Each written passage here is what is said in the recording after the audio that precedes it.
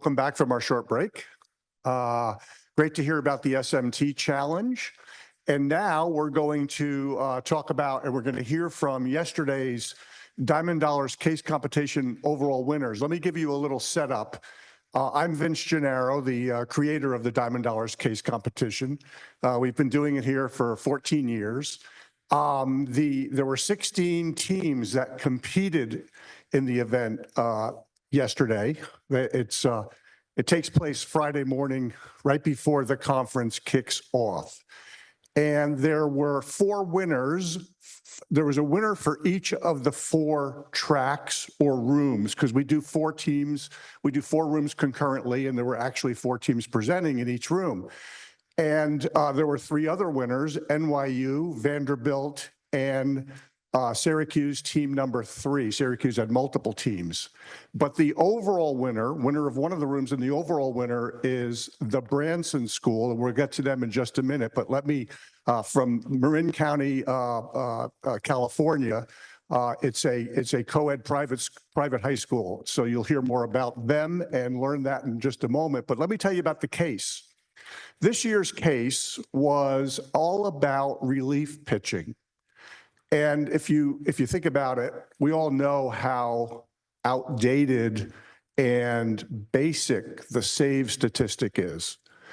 It was invented in the late 1960s by Jerome Holtzman, the Chicago columnist, and it was adopted by MLB in 1969, and it doesn't make any differentiation between how difficult the save is. The criteria are rather vanilla.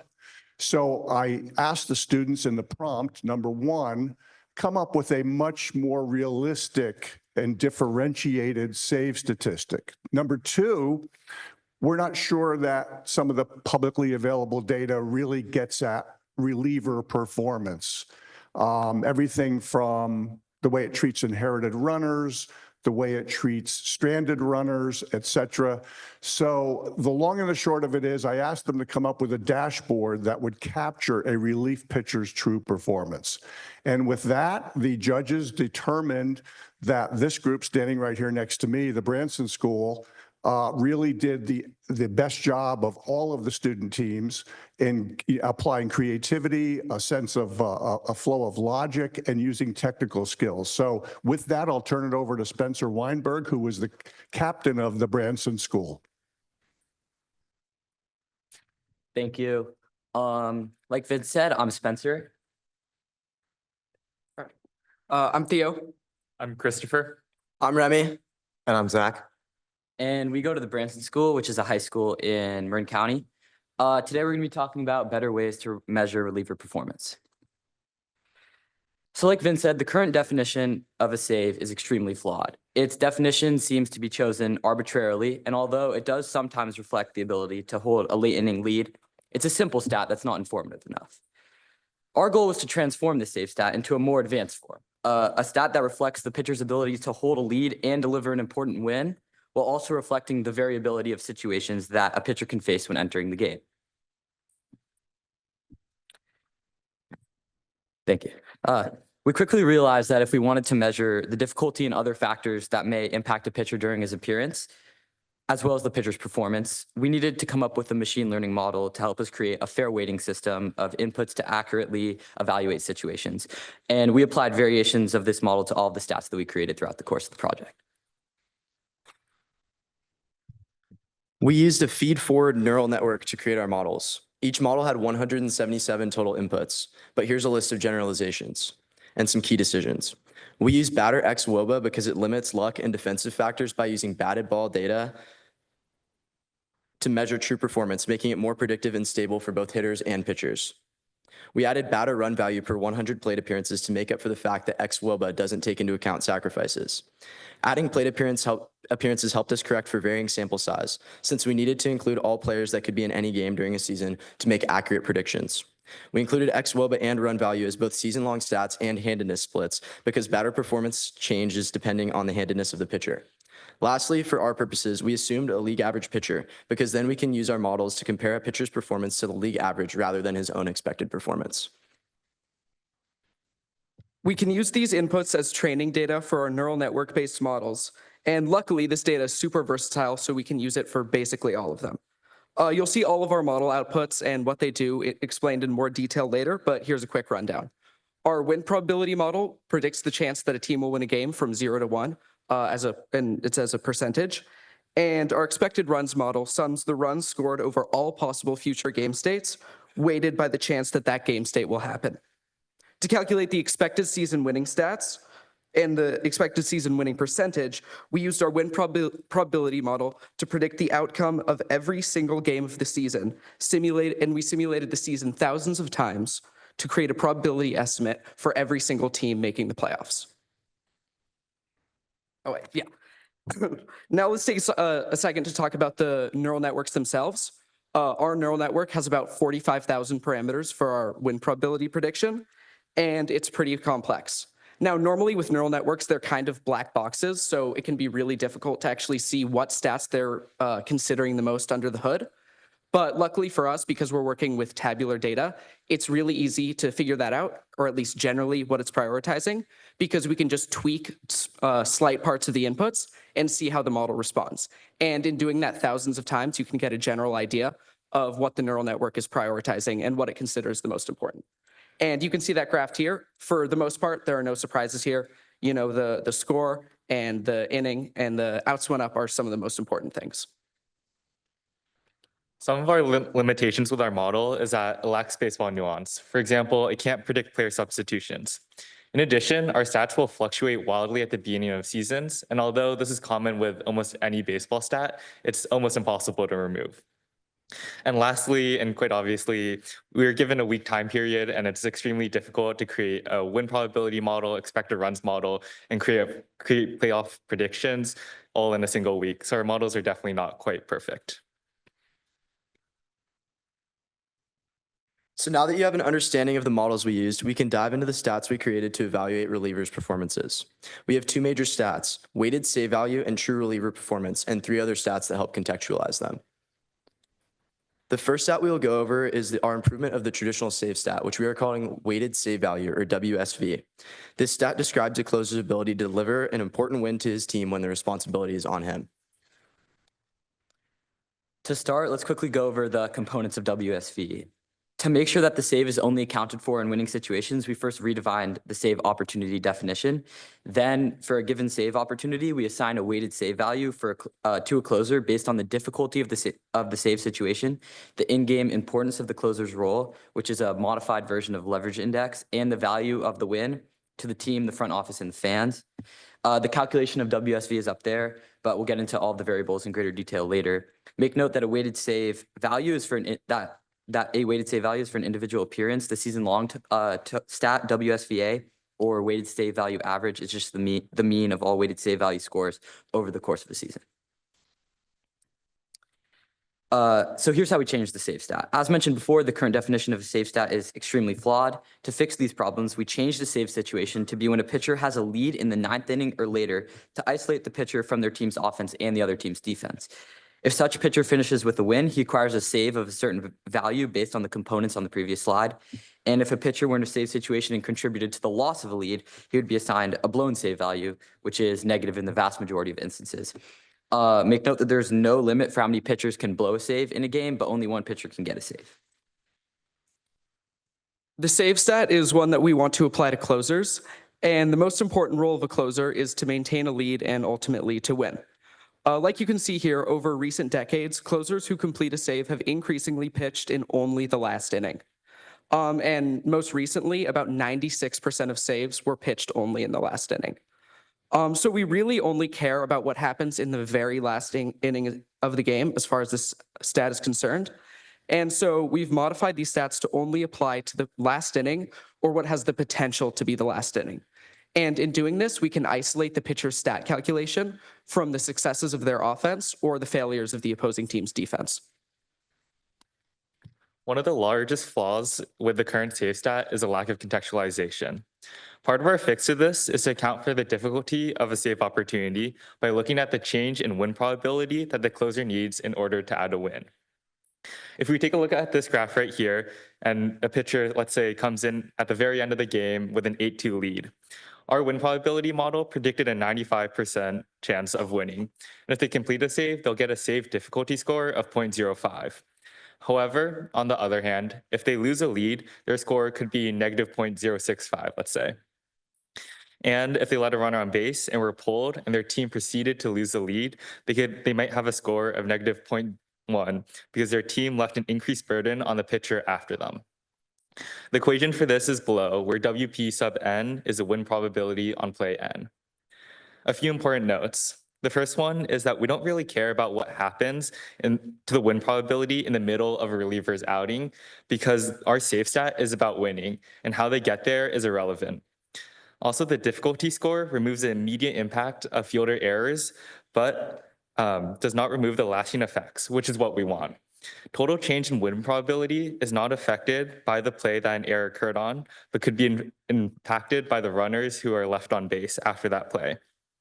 This is important because it's the pitcher's responsibility to manage runners on base and prevent them from advancing and scoring. The second part to fix the lack of contextualization is through our own calculated leverage index. Leverage index is typically defined as the potential change in win probability for the next play given the current game state. We use it as a measure of play importance, and it is needed in conjunction with win probability difference because you can have two situations with near equal probability difference, and at the same time, one leverage index can be much higher than the other. Basically, the stakes are much higher in one play than the other. This means that plays that have a large impact on win probability are weighted as such. To calculate the leverage index as defined above, we used a modified version of Tom Tango's method from the hardball times. Here, N is a set of possible next state from the current game state C. G is a set of next possible game states for a season. P of N is a probability of N occurring, and N prime is a game state before N.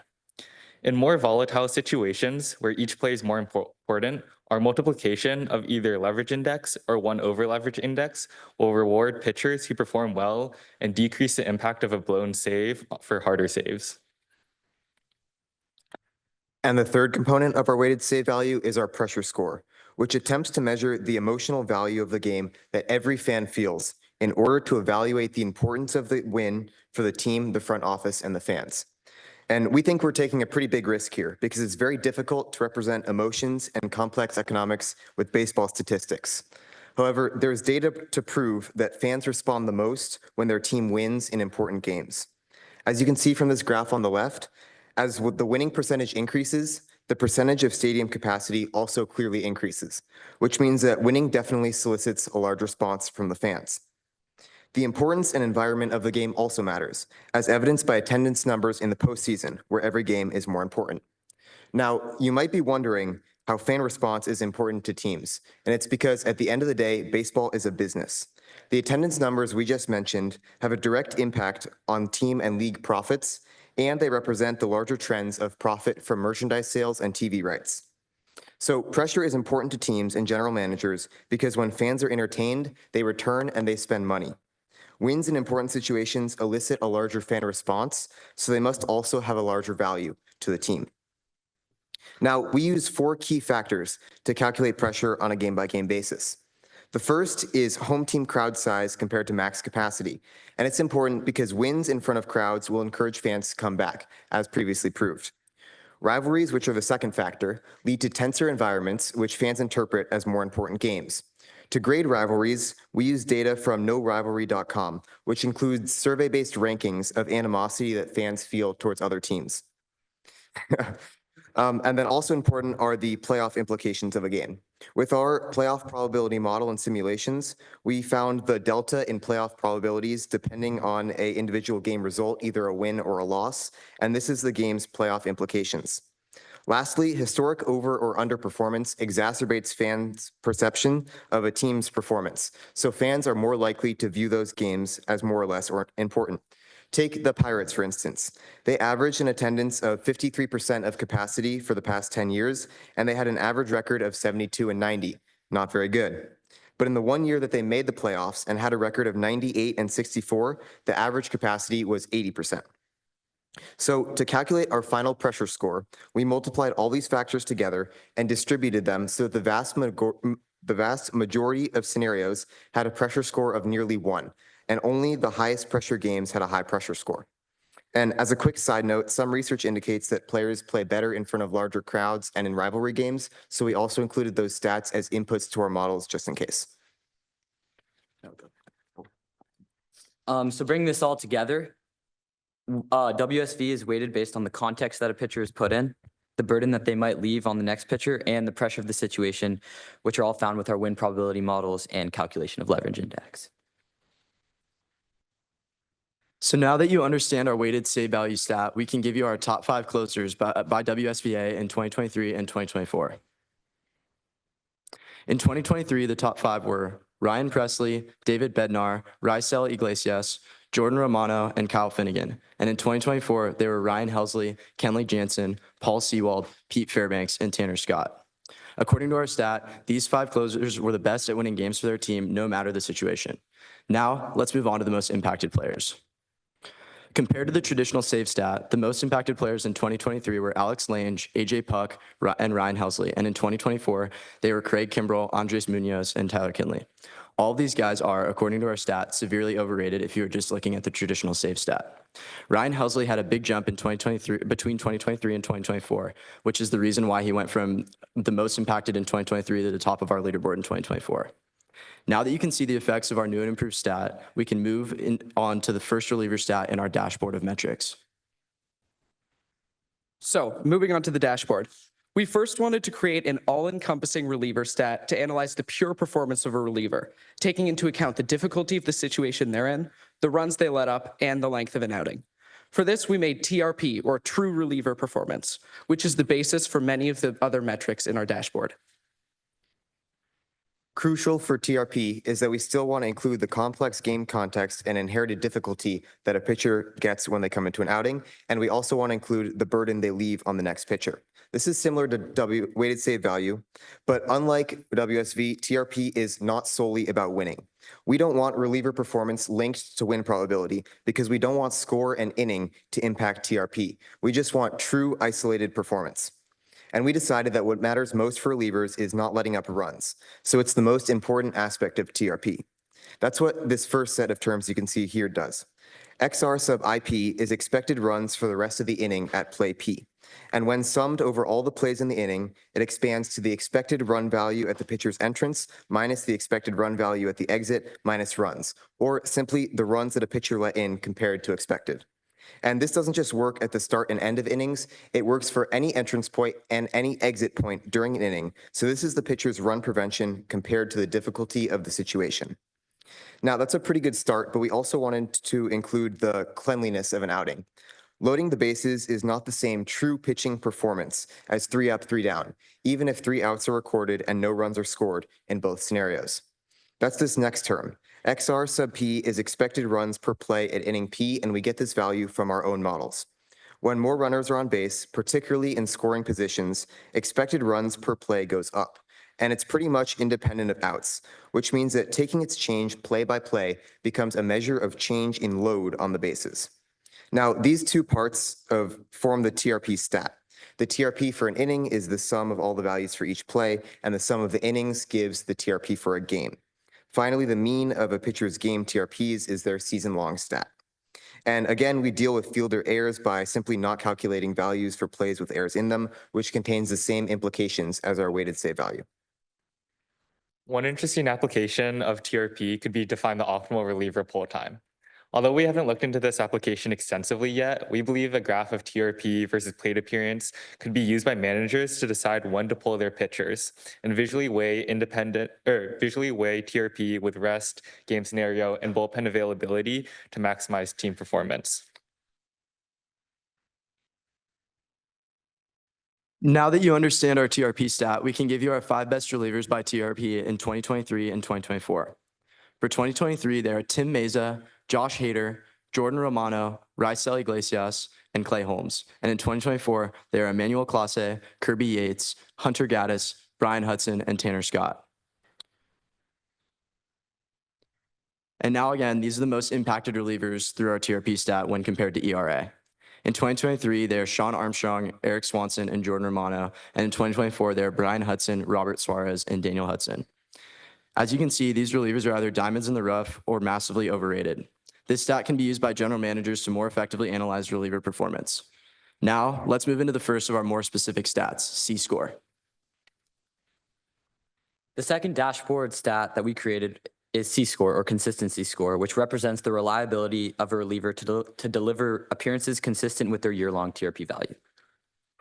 In short, it is the predicted standard deviation of a reliever's game TRP scores, and its application can be highly useful to front offices. We like to think of C-score as our confidence that a reliever's year-long TRP will apply to his next outing. If he's more consistent in his performance, which is a lower C-score, it's reasonable to expect that level of performance in future games. The reverse is true for relievers with high C-scores, lots of variation, which means we can't reliably say that their next outing will have a TRP similar to their season-long average. This next stat is a fun one. It's one we call H2O, or the fireman score. This stat measures the ability of a reliever to put out the fires on bases, which means coming into a game and leaving runners stranded. It tells managers who they can and cannot trust when they need to put a reliever in a messy situation. We wish we could calculate this stat just for when relievers enter the game with inherited runners, but the sample size is simply too small. So we calculate TRP of the reliever when runners are on base, which in terms of game scenario is effectively the same thing. I think we've all been in a situation where we really need to do well and we're worried that we're going to choke under pressure. And on the other end of the spectrum, we probably all have a friend or a colleague who is seemingly really cool under pressure and even does better. And the truth is that the performance of a reliever is just as much physical as it is psychological. And that's one of the reasons we created the PUP stat. A higher PUP score means a relief pitcher is better able to perform in high-risk, high-reward situations, which are often the times when their team needs them the most. We calculated this by weighting all of a pitcher's TRP values by the pressure and the leverage index of the situation they find themselves in, and then we divide it all by their season-long TRP value. In doing this, we can make sure that only the highest pressure situations and their performance in those situations actually goes into the stat. So that's it for our analysis, and we think we took our project in a really interesting direction, and there's so much more that can be done with more time.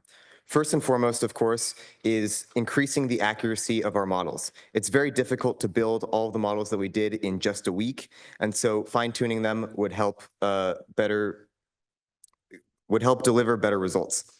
And then we could also expand our models to predict playoff performance, but that's a whole nother beast. Another thing we could do is adjust the TRP stat to better represent a starter's performance. Although it could already do that, it's meant for a reliever, so desirable starter traits could be analyzed, and then the equations could be optimized depending on the traits that we find desirable. And one stat that we wanted to add to our dashboard but didn't have the time for was streak score, which could be used in conjunction with our consistency score. This stat would be the predicted over or under performance of the year-long TRP for a reliever. According to an article published on SABR's website, the hot hand theory behind streaks is valid. So this stat could help managers know when their pitchers are on a streak so that they can use them effectively. However, we were unable to find an effective modeling technique to express both our certainty of the streak and the extremity of the streak in the time period given. So here are some of our conclusions. Unfortunately, our models are kind of black boxes, which means that it's very difficult to understand what's happening inside of them exactly and know why they gave us the outputs that they did. Also, we had extremely limited time to make these models, calculations, and presentations, and we think that we were pretty ambitious. Really, more time is needed to calculate or to analyze game data to figure out exactly why our pitchers were ranked the way they were. Now, you might notice that Emmanuel Clase did not show up in our weighted save value rankings, but he was highly rated in our TRP rankings. According to our stats, he did not pitch well in close and important games as some other pitchers, but he did pitch very well overall. As of now, though, we believe that our stats are a significant improvement to the way that traditional statistics measure relievers. We use impact on winning and win importance to create our save stat, and run prevention compared to expected, as well as cleanliness to calculate our TRP stat. Then the rest of our dashboard stats help a manager or GM understand the situations in which their relievers perform best and how they can be expected to perform in the future. Thank you. And now we'll open it up to questions from you guys.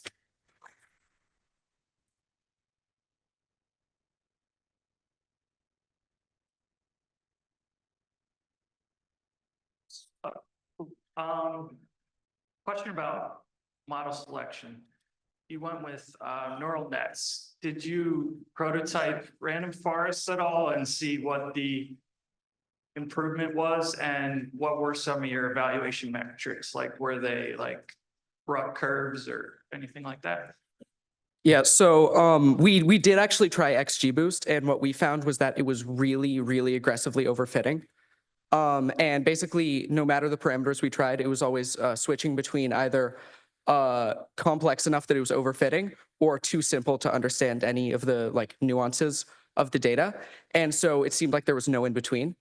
And as far as the neural networks, for our validation data, we block shuffled the games. So our data was inning by inning, but what we didn't want to fully shuffle it because then the model would be getting data from every inning except one, and that would lead to overfitting. So we instead took blocks of games and set them all aside, about 15% of the games, and those were randomly taken, and we used that as our validation data. And then as far as that, we used binary cross entropy loss as our validation metric. Yeah. Cool, thanks. And I really like the fan metrics and stuff, so that's nice. Congratulations, guys, on your win. I have a general question. For the last pitcher of the game, you did a WSV, so you're basically saying how good were they? How much did they improve their team's chance of winning? Okay, but the other relievers, you used that TRP, and you just said how good were they at run prevention? It seems to me, my question for you is, why didn't you use that wins percentage thing for all relief pitchers? In other words, if a relief pitcher pitches the 7th inning versus the 4th inning, he might be more important because he's helping his team increase the chance of winning more. Did you think about that? Yeah. So basically we decided, or the win probability in the last inning of a game is usually going to vary a lot more than in the rest of the innings of the game. And so if a pitcher pitches like innings 5, 6, and 7, and they're like, win probability for the team only goes up like 5 or 10%, we still want to say that that's very valuable to their team, even if it didn't increase the team's winning probability like by that much. And so that's why we use our TRP stat. So that it's not inning or score dependent.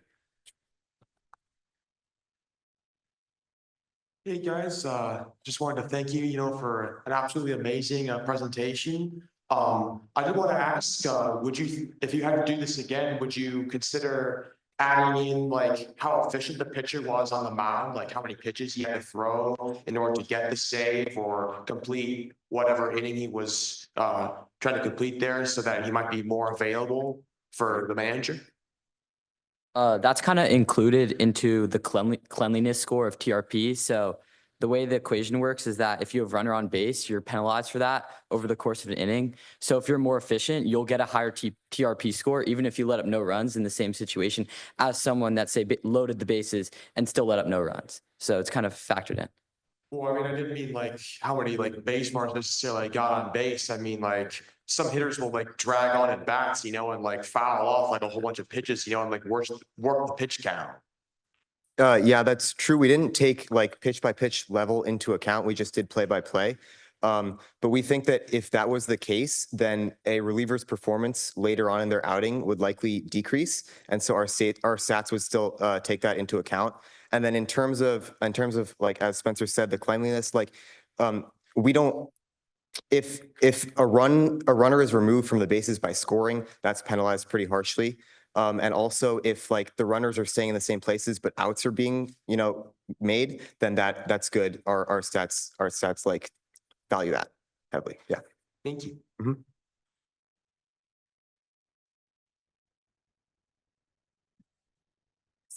You're going to throw less punches. No. Yeah. Very good presentation. I had a couple questions about your pressure variable specifically. So how exactly did you quantify the 4 components of it, apart from, say, attendance?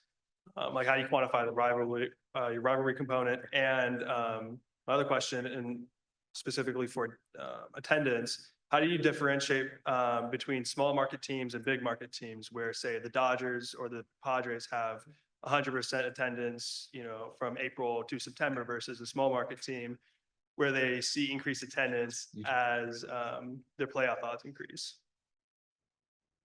I can answer the rivalry part of your question. So the website that we used, we found that it was the most objective way to measure rivalries. And basically what they did is they sent out surveys to fans and made them, they gave them like 100 points. And they basically assigned them to teams that they saw as their rivals. And so, like, for example, a Giants fan could give 85 points to the Dodgers and 15 to the A's or something like that. But it varies person to person, and they take the averages. And so it also can change from team to team. So they had a list on the website that was the most imbalanced rivalries in baseball. And one of them, or the top one, was Diamondbacks versus Dodgers. And it said that 66% of Diamondbacks fans felt animosity towards the Dodgers, and only 2% of Dodgers fans felt animosity towards the Diamondbacks. And so with our stat, that makes it to where players on the Diamondbacks will feel a lot more pressure when they're playing the Dodgers than players on the Dodgers will feel when they play the Diamondbacks. And then in terms of the market size, yeah, that's a really good point. That's something that would be, I think, like extremely difficult to quantify. And also, teams that are in larger markets will probably have a larger stadium. And so we're using % of stadium capacity instead of like pure crowd size. And then also if teams in larger markets have people showing up more and they're making more money, then like that's part of our pressure score. Those teams have more pressure to win to impress their fans. And I think that's probably pretty valid.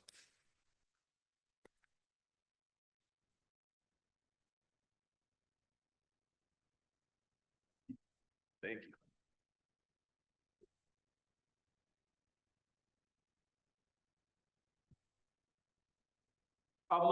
I'm a little curious by your saves leaderboards. Based off your statistic, how do you think a guy like Paul Sewald got into third of like that type of statistics, just based off the year he had being pulled from the role in Arizona? And yeah. Yeah, so we feel really confident that our like decision making and our math and like all of the conceptual stuff is really solid. We hope you will all agree with that. And the real challenge for accuracy for these stats was our models and our neural networks. And so it took a lot of time to like gather all the data we needed, clean all the data we needed, and then to like start to run the neural networks. We only had a couple of days left in the competition, and so we didn't have a whole bunch of time to optimize the accuracy of them. And that's something that if we had like multiple months to do, we would try and make those significantly more accurate, and that would have a large effect on our ultimate leaderboards.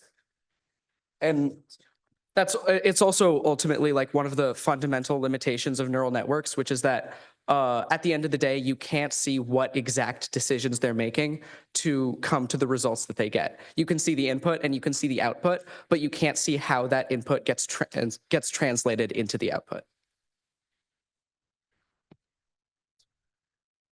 Hey, y'all. First of all, congratulations and credit to y'all for putting together a really interesting and unique presentation. I understand there was a time constraint with everything, but I just wanted to ask if there was any form of validation or justification that was utilized, specifically as it pertains to the factors which went into pressure, but then also some of your leaderboards as well. If not, it's understandable the time constraints. I was just interested if that precaution was taken.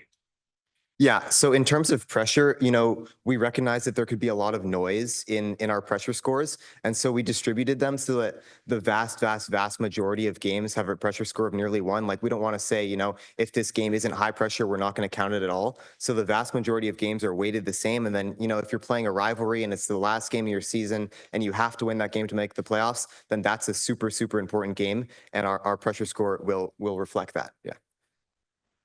And as far as the validation, so with our data set for each season, we took 60% of the games randomly chosen, and we set those 60% aside for training. Then we took 15% and set that aside for validation, and another 15% for ultimate testing. And so when we were actually training the model, it was only able to access 60% of the games, and those were randomly chosen. And then later on, when we actually tested for our metrics, it was on data that it had never seen before. And so that was so yeah, we had train, test, and validation sets. Sure, but as it pertains to the results in the leaderboards, was there anything along those lines, or is that simply what you just mentioned as it pertains to the running of the model? It's mostly what I mentioned, and by virtue of because the split of like 60, 15, 15 is much higher than is like standard. It's usually like 80, 10, 10. Sure. So it's a much smaller portion being trained on. And in terms of the validation of the leaderboards, like we would need significantly more time to look at all those players run through. Yeah. Of course, understood.